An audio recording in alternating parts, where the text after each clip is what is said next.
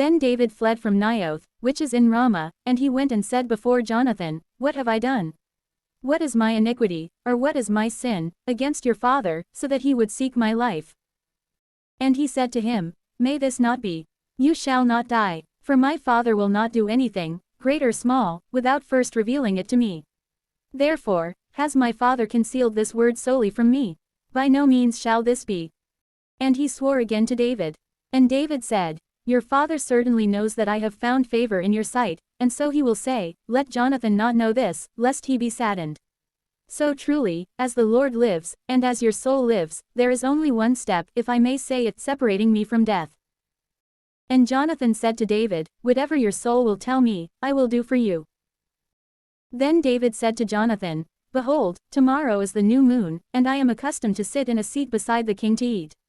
Therefore, permit me that I may be hidden in the field, until the evening of the third day. If your father, looking around, will seek me, you shall respond to him, 'David asked me if he may hurry to Bethlehem, his own city. For there are solemn sacrifices in that place for all of his tribe together.' If he will say, 'It is well,' then your servant will have peace. But if he will be angry, know that his malice has reached its height. Therefore, show mercy to your servant. For you have brought me, your servant, into a covenant of the Lord with you. But if there is any iniquity in me, you may kill me, and you shall not lead me into your father." And Jonathan said, "May this be far from you. For certainly, if I ever realized that any wickedness was determined by my father against you, I would not be able to do anything other than report it to you." And David responded to Jonathan, "Who will repeat it to me, if your father may perhaps answer you harshly about me?" And Jonathan said to David, "Come, and let us go out into the field." And when they both had gone out into the field, Jonathan said before David, "O Lord, God of Israel, if I will discover a decision by my father, tomorrow, or the day after, and if there will be anything good concerning David, and yet I do not immediately send to you and make it known to you. May the Lord do these things to Jonathan, and may he add these other things. But if my father will have persevered in malice against you, I will reveal it to your ear, and I will send you away, so that you may go in peace, and so that the Lord may be with you, just as he was with my father. And if I live, you shall show the mercy of the Lord to me. Yet truly, if I die, you shall not take away your mercy from my house, even forever, when the Lord will have rooted out the enemies of David, each and every one of them, from the earth. May he take Jonathan from his house, and may the Lord require it from the hands of the enemies of David." Therefore, Jonathan formed a covenant with the house of David, and the Lord required it from the hands of the enemies of David. And Jonathan continued to swear to David, because he loved him. For he loved him like his own soul. And Jonathan said to him, "Tomorrow is the new moon, and you will be sought. For your seat will be empty until the day after tomorrow. Therefore, you shall descend quickly, and you shall go to the place where you are to be hidden, on a day when it is lawful to work, and you shall remain beside the stone that is called Ezel.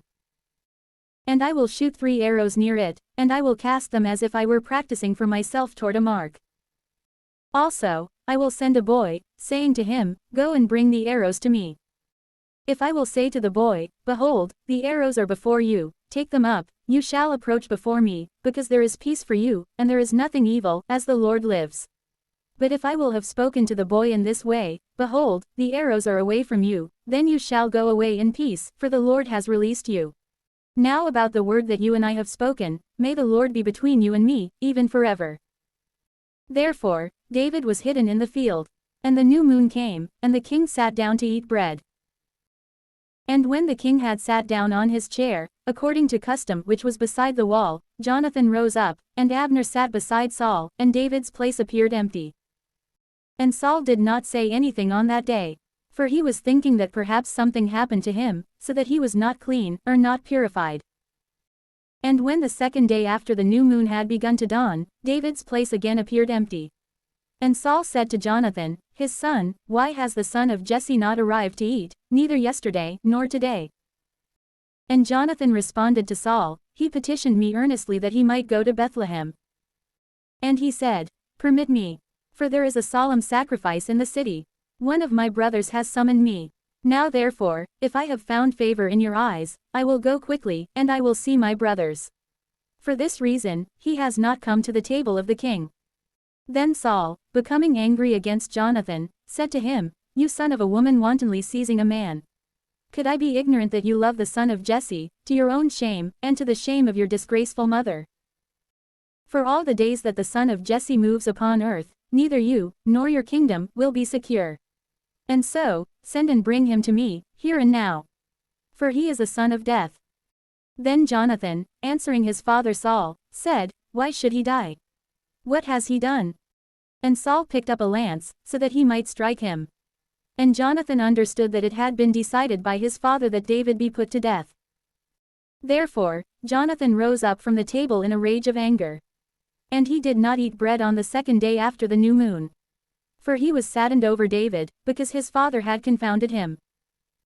And when the morning had begun to dawn, Jonathan went into the field according to the agreement with David, and a young boy was with him. And he said to his boy, "Go, and bring to me the arrows that I shoot." And when the boy had run, he shot another arrow away from the boy.